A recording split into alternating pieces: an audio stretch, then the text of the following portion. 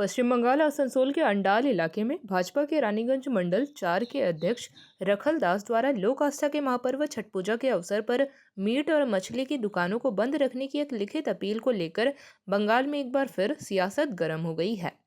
भाजपा द्वारा जारी किए गए इस अपील को भाजपा का फतवा बताते हुए बांग्ला पखो और तृणमूल सहित सीपीएम के नेताओं और कर्मियों ने मोर्चा खोल दिया है।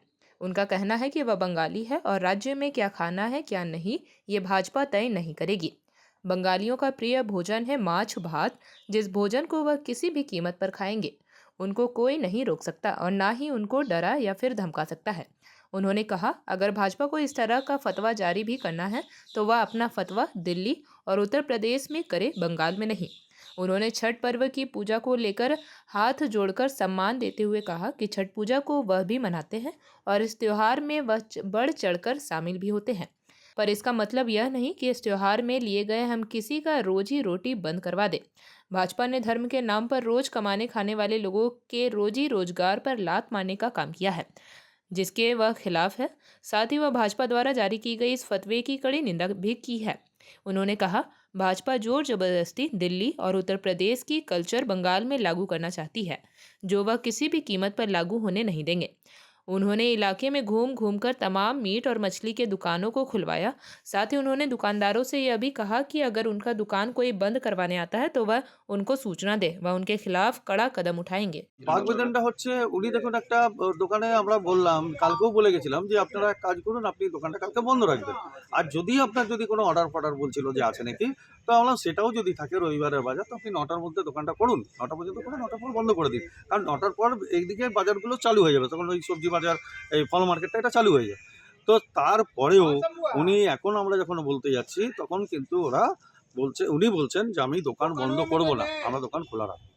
এখন দোকান খোলা আছে? এখনো দোকান খোলা আছে। আমরা অনেক আমাদের সঙ্গে বাদ বিতরণ হলো যে ওরা হয়েছিল বলতে আমার সন্দেহ ওরা বিজেপির ছেলে, বিজেপি কিছু ছেলে এসে বলছে ছট পুজোর জন্য দোকানটা বন্ধ রাখতে হবে।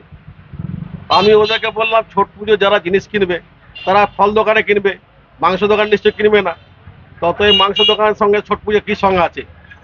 ওরা বলছে, আমরা প্রত্যেকে জানি গতকাল বিজেপি আশ্চর্য কিছু দুষ্কৃতী বলবো, তারা বাংলার ভাবাগাতে আঘাত করতে চেয়েছিল। তারা বিভিন্ন মাংস দোকানে, মাছের দোকানে বিভিন্ন ব্যবসায়ীকে তারা হুমকি দিয়েছে।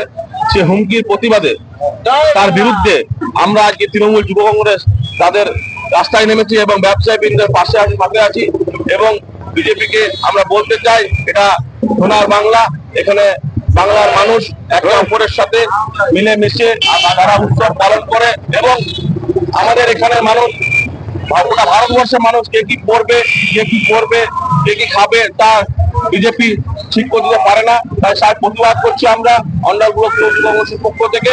আমরা জানি মমতা বন্দ্যোপাধ্যায় বারবার বলেছে উৎসব সবার, ধর্ম যার যার, উৎসব সবার। সেই উৎসবে আমরা আজকে ছোট মায়াকে প্রণাম জানাই। ছোট মায়ের প্রতি আমাদের অনেক অনেক ভক্তি আছে, তাদেরকে ভোট মায়াকে অনেক অনেক আজকের দিন শুভ শুভেচ্ছা জানাই। जेपी भारत लाइव, भारत की बात जेपी के साथ। वीडियो को लाइक करें, शेयर करें और चैनल को सब्सक्राइब करें।